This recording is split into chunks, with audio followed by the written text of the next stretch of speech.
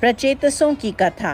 राजा पृथु के पोता प्रपौत्र राजा प्राचीन वर्ही बड़े धर्म तत्पर तथा याज्ञादि कर्मों से निष्ठा रखने वाले थे।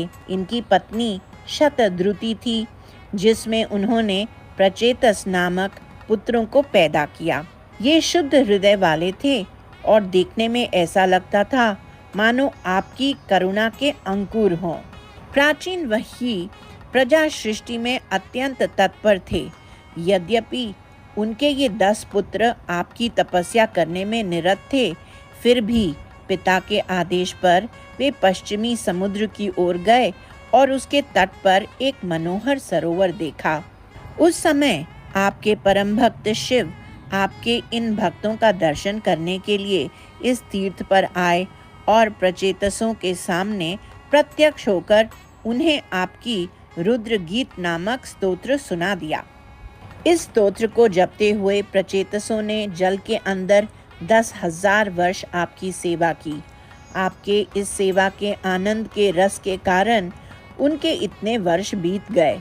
ध्रुव की तरह फल सिद्धि में शीघ्रता नहीं हुई।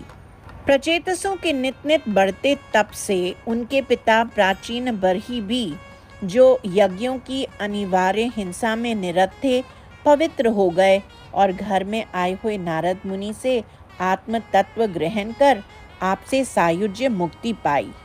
आप बड़ी कृपा से गरुड़ पर आसीन होकर प्रचेतसों के सामने प्रत्यक्ष हुए। अपने 8 भुजों की कांति से जो उज्जवल चक्र आदि श्रेष्ठ आयुधों से लस रहे थे, आप उद्योतित थे। प्रचेतसों ने कुछ मांगा नहीं, तब भी आपने कारुण्य के वश में पड़कर उन्हें वर दे दिया।